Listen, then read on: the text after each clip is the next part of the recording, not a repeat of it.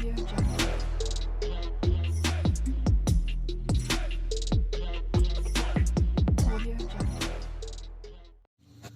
္ဂလာပါပရိသတ်ကြီးတို့ရေကျွန်တော်တို့သီရိမြန်မာ channel ကိုကြည့်ရှုအားပေးနေကြတဲ့ပရိသတ်တယောက်ချင်းဒီတိုင်းကိုအထူးပဲကျေးဇူးတင်ရှိပါတယ်ဗျကျွန်တော်ရဲ့ပရိသတ်တွေအားလုံးလဲကျမ်းမာချမ်းသာကြပါစေလို့လဲဥစွာပထမမေတ္တာပို့အပ်ပါတယ်ဗျာကဲဒါဆိုရင်ကျွန်တော်တို့ဒီတစ်ပတ်အတွက်လဲဒုတိယမြောက် 3D တစ်ခွက်ကောင်းလေးကိုကျွန်တော်တို့ဆက်ရှာကြည့်ကြအောင်အရင်ဆုံးကျွန်တော်တို့20လေးမစခင်မှာကျွန်တော်တို့ရဲ့သီရိမြန်မာ channel လေးကို subscribe မလုပ်ရသေးရင်လည်း subscribe လုပ်ခဲ့ပြီးဖို့တောင်းဆိုချင်ပါတယ်ဗျကဲဒါဆိုကျွန်တော်တို့20လေးကိုစလိုက်ကြရအောင်ပထမဆုံးအနေနဲ့ကျွန်တော်ထိပ်စည်းကနန်းယူတဲ့ site လေးကိုအရင်ပြပါမယ်ဒီမှာဆိုရင်ကျွန်တော်တို့895ကနောက်ပိတ်ကနန်းဖြစ်တဲ့9ရယ်9ခုနှစ်ကခါးလေကနန်းဖြစ်တဲ့9ရယ်6နှစ်9ကနောက်ပိတ်ကနန်းဖြစ်တဲ့9ရယ်ဒီကနန်းသုံးလုံးကိုကျွန်တော်တို့လမ်းပေါင်းကြည့်ပါမယ်9ရယ်9ရယ်ပေါင်းတော့2ရယ်9ရယ်ပေါင်းတော့1ရပါတယ်ဟုတ်ပြီကျွန်တော်တို့ကအဲ့ဒီ1နဲ့ညီမျှတဲ့တန်ဖိုးလေးရရမယ်ကျွန်တော်တို့ကထိပ်စည်းကနန်းကိုရှာတာဖြစ်တဲ့အတွက်ထိပ်စည်းပေါင်းခြင်းလည်းပါရမယ်ဆိုတော့ခွန်36ကခါးလေကနန်းနဲ့နောက်ပိတ်ကနန်းဖြစ်တဲ့3ရယ်6ရယ်963ကထိပ်စည်းကနန်းဖြစ်တဲ့9ရယ်ဒီကနန်းသုံးလုံးကိုကျွန်တော်တို့လှမ်းပေါင်းကြည့်ပါမယ်6ရယ်3ရယ်ပေါင်းတော့6နဲ့9နဲ့ပေါင်းတော့1ရပါတယ်ဒါဆိုရင်ကျွန်တော်တို့အပေါ်ကရထားတဲ့တန်ဖိုး1နဲ့ညီမျှတာကိုကျွန်တော်တို့တွေ့ရှိရပါတယ်ဟုတ်ပြီကျွန်တော်တို့ဒါဆိုရင်နောက်တစ်ပင်ကိုကျွန်တော်တို့ဆက်သွားကြည့်ပါမယ်နောက်တစ်ပင်မှာဆိုရင်လည်းကျွန်တော်တို့ရှေ့ရတွက်ခဲ့တဲ့ပတ်တန်အတိုင်းလေးပဲကျွန်တော်တို့ဆက်ရှာကြည့်ကြပါမယ်အဲ့ဒီတော့866ကနောက်ပိတ်ကနန်းဖြစ်တဲ့6ရယ်914က1ရယ်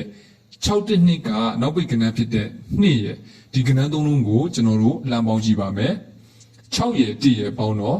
9ရယ်2ရယ်ပေါင်းတော့9ရပါတယ်ကျွန်တော်တို့ကအဲ့ဒီ9နဲ့ညီမျှတဲ့တန်ဖိုးလေးရရမယ်ထိပ်စည်းကနန်းကိုရှားတာဖြစ်တဲ့အတွက်ထိပ်စည်းပေါင်းခြင်းလည်းပါရမယ်ဆိုတော့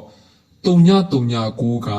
ခါးလည်နဲ့နောက်ပိတ်ဖြစ်တဲ့3ရယ်9ရယ်3900က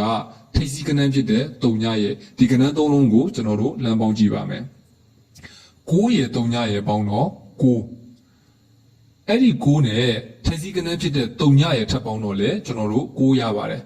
ဒါဆိုကျွန်တော်တို့အပေါ်မှာတွက်ခဲ့တဲ့တန်ဖိုး9နဲ့ညီမျှတာကိုတွားပြီးတော့တွေ့ရှိရပါတယ်ဒီပတ်တန်လေးရဆိုရင်လည်းကျွန်တော်တို့နှစ်ပင်ဆက်တိုင်းမှန်ခဲ့ပြီဖြစ်ပါတယ်ဒါဆိုကျွန်တော်တို့ကလာမဲ့73ချိန်မြောက်အတွက်ထိပ်စည်းကနန်းကိုကျွန်တော်တို့ဒီပတ်တန်အတိုင်းလေးပဲဆက်ရှာကြည့်ပါမယ်38ခွန်ကနောက်ပိတ်ကနန်းဖြစ်တဲ့9ရယ်184ကခါးလေကနန်းဖြစ်တဲ့8ရယ်495ကနောက်ပိတ်ကနန်းဖြစ်တဲ့9ရယ်ဒီကနန်းသုံးလုံးကိုကျွန်တော်တို့လမ်းပေါင်းကြည့်ပါမယ်9ရယ်8ရယ်ပေါင်းတော့9ရယ်9ရယ်ပေါင်းတော့3ရပါတယ်ဟုတ်ပြီအဲ့ဒီ3ညနဲ့ညီမျှတဲ့တန်ဖိုးလေးရရမယ်ထိပ်စည်းကနန်းကိုရှာမှာဖြစ်တဲ့အတွက်ထိပ်စည်းပေါင်းခြင်းနဲ့ပါရမယ်ဆိုတော့ခွန်3ညကခါးလည်နဲ့နောက်ပိတ်ဖြစ်တဲ့9ရယ်3ညရယ်အခုလာမယ်ထိပ်စည်းကနန်းရဲ့ဒီ3လုံးကိုကျွန်တော်တို့လမ်းပေါင်းကြည့်ပါမယ်အဲ့ဒီတော့3ညနဲ့9နဲ့ပေါင်းတော့9အဲ့ဒီ9နဲ့အခုလာမယ်ကနန်းနဲ့ပေါင်းခြင်းဟာအပေါ်မှာရရှိထားတဲ့3ညရရမှာဖြစ်တဲ့အတွက်9ရယ်3ရယ်ပေါင်းမှာ3ညရမှာဖြစ်တဲ့အတွက်လာမယ့်16ရက်9လ2026ရက်နေ့မှာထွက်ရှိမယ်73ချိန်မြောက်အတွက်ထိပ်စည်းကနန်းကိုကျွန်တော်တို့3ရမှာဖြစ်ပါတယ်ဟုတ်ပြီကျွန်တော်တို့ထိပ်စည်းကနန်းရပြီဆိုတော့ခါးလက်ကနန်းကိုဆက်လက်ရှာကြည့်ကြရအောင်ဒီမှာဆိုရင်ကျွန်တော်တို့က895ကထိပ်စည်းကနန်းဖြစ်တဲ့8ရယ်ခွန်36ကခါးလက်ကနန်းဖြစ်တဲ့3ရယ်9ခုနှစ်ကထိပ်စည်းကနန်းဖြစ်တဲ့9ရယ်ဒီကနန်းသုံးလုံးကိုကျွန်တော်တို့လမ်းပေါင်းကြည့်ပါမယ်8ရယ်3ရယ်ပေါင်းတော့8အဲ့ဒီ8နဲ့9နဲ့ပေါင်းတော့9ရပါတယ်ကျွန်တော်တို့ကဒီ9နဲ့ညီမျှတဲ့တန်ဖိုးလေးရရမယ်ခါးလေကနန်းကိုရှာတာဖြစ်တဲ့အတွက်ခါပေါင်းခြင်းလေးပါရမယ်ဆိုတော့9ခုနှစ်ကနောက်ပိတ်ကနန်းဖြစ်တဲ့2ရယ်6နှစ်9က9ရယ်963ကခါးလေကနန်းဖြစ်တဲ့6ရယ်ဒီကနန်းသုံးလုံးကိုကျွန်တော်တို့လမ်းပေါင်းကြည့်ပါမယ်2ရယ်9ရယ်ပေါင်းတော့1ရယ်6ရယ်ပေါင်းတော့9ရပါဖြစ်ပါတယ်ဒီ9ဟာကျွန်တော်တို့အပေါ်မှာရရှိထားတဲ့တန်ဖိုးနဲ့အတူတူပဲဖြစ်တာကိုကျွန်တော်တို့တွေ့ရှိရပါဖြစ်ပါတယ်ဟုတ်ပြီကျွန်တော်တို့ဒုတိယအပင်လေးကိုဆက်သွားကြည့်ပါမယ် 866ကထိပ်စီးကနန်းဖြစ်တဲ့8ရဲ့3939ကခါလက်ကနန်းဖြစ်တဲ့3ရဲ့914ကထိပ်စီးကနန်းဖြစ်တဲ့9ရဲ့ဒီကနန်းသုံးလုံးကိုကျွန်တော်တို့လှမ်းပေါင်းကြည့်ပါမယ်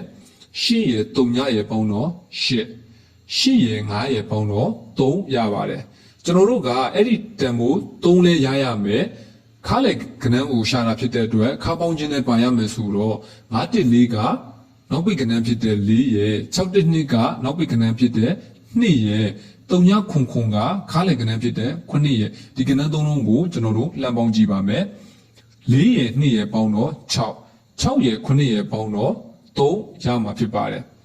ဟုတ်ပြီကျွန်တော်တို့ကဒီပတန်လေးရဆိုရင်လက်ပင်စက်လိုက်မှန်လာခဲ့ပြီဖြစ်ပါတယ်ဒါဆိုကျွန်တော်တို့ဒီပတန်အတိုင်းလေးပဲလာမယ့်73ချိန်မြောက်အတွက်ခါလက်ကနန်းကိုလည်းကျွန်တော်တို့အတူတူဆက်ရှာကြည့်ကြပါမယ်အဲ့ဒီတော့ကျွန်တော်တို့38ခုကထိပ်စီးကနန်းဖြစ်တဲ့3ရဲ့ခွန်3ညောက်ကခါလက်ကနန်းဖြစ်တဲ့9ရဲ့184ကထိပ်စီးကနန်းဖြစ်တဲ့1ရဲ့ဒီကနန်းသုံးလုံးကိုကျွန်တော်တို့လမ်းပေါင်းကြည့်ပါမယ်အခုကျွန်တော်တို့ပေါင်းတဲ့ကနန်းလေးရာရှေ့မှာတွက်ခဲ့တဲ့ပတန်အတိုင်းလေးပဲကနန်းနေရာယူထားတာလေးမပြောင်းဘဲနဲ့ဆက်ပြီးတော့တွက်ကြည့်တာဖြစ်ပါတယ်အဲ့ဒီတော့3နဲ့9နဲ့ပေါင်းတော့3ညရဲ့1ရဲ့ပေါင်းတော့1ရပါတယ်